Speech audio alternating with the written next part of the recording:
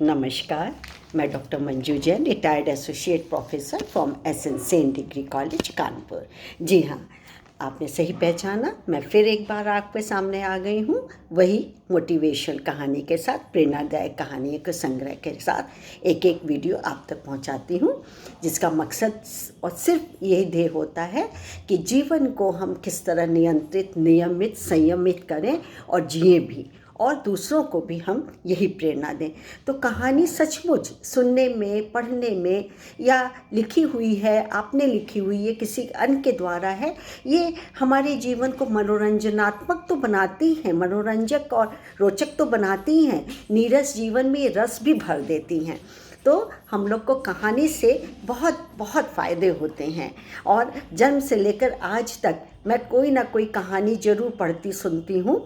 बड़ी बड़ी की बात छोड़ दीजिए, बहुत बड़े बड़े राइटर्स हैं, लेकिन मैं बड़े बड़े राइटर्स की बहुत बड़ी बड़ी कहानियों को लेकर नहीं आ रही हूँ। मैं छोटी छोटी पंचतंत्र के या मज़ेदार या रोचक या प्रेरणादायक होती हैं, उसकी कहानी लेकर के आई हूँ। तो अपने संग्रह में से मैंने एक कहानी और छांटी है, इसका नाम है एक प्यार ऐसा भी। जी हाँ, कभी कभी क्या होता है कि परिवार में या मित्रों में या अड़ोस पड़ोस में हम उनकी खुशी के लिए जीते हैं। कोई हर्ज भी नहीं यदि आप उनकी खुशी के लिए जी रहे हैं, या फिर हम उनके फ़ायदे के लिए हमको कभी कभी झूठ भी बोल लेना पड़ता होता है। तो यही कहानी का रस है। तो क्या है कि फ़र्क सिर्फ सोच का ही होता है ना। वरना क्या है, समस्याएं तो आपको कमज़ोर नहीं बल्कि मजबूत बनाती हैं। कि सामने कोई समस्या है, उसका निदान और समाधान आप कर रहे हैं, तो आपको कमज़ोर नहीं बना रही, आपको आगे आगे बढ़ाने की प्रेरणा देती हैं। तो इसी में एक कहानी मैं बताती हूँ कि एक वृद्ध माँ थी, वो बार बार अपने बेटे से कहती हैं कि बेटा मुझे नींद की दवाई दो, क्योंकि वो आदी हो चुकी थी नींद की दवाई खाने के लिए। तो बेटे की अब कुछ समय पहले शादी हो गई थी, और जो उनकी बेटे की वाइफ आई थी, यानी कि जो वृद्ध थी, उनकी जो बहू थी वो डॉक्टर थी, और वो बिल्कुल खिलाफ थी कि इनको दवाई नींद की ना दी जाए। बार बार अपने पति से आग्रह करती थी, निवेदन करती थी कि आप इनको आदी मत बनाइए। अब माँ थी कि वो जिद पे जिद कर ही रही थी कि नहीं, मुझे तो नींद की गोली चाहिए चाहिए। गुस्सा हो गई और किसी तरीके से जिद करके उन्होंने अपने बेटे को बुला लिया।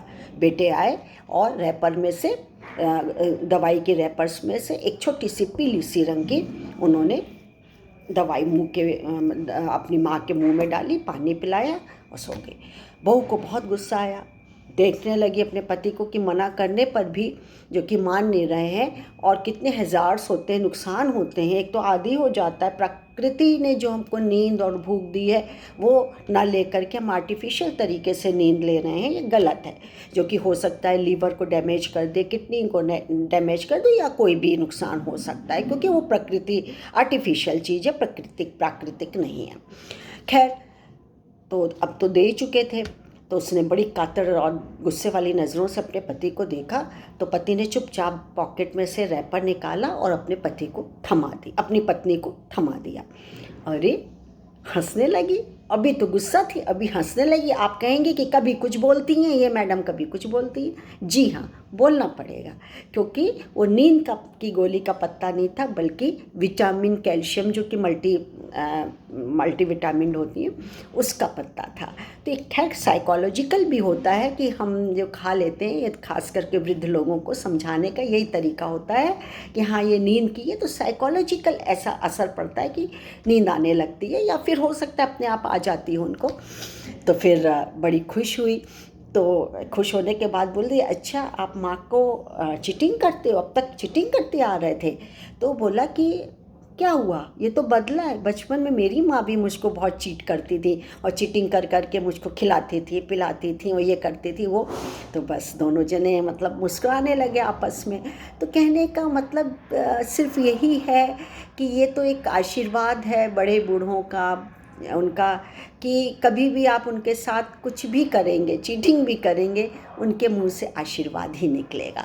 तो अब ये मेरी रचना तो है नहीं, मुझे अच्छी लगी, और ये पारिवारिक और हित के लिए या खुशी के लिए भी है, आप सबको अच्छी लगेगी, आप सबके हित के लिए, सभी को इस तरीके से आप सुना सकते हैं कि हम परिवार के लिए, पारिवारिक सुख के लिए, उनकी खुशी के लिए या आस पड़ोस के लिए, फ्रेंड्स के लिए हम ये कर सकते हैं। अपने कुलीग हों, आपके जॉब में साथी हों, तो हम इस तरीके की चीटिंग कर सकते, अलाउड है।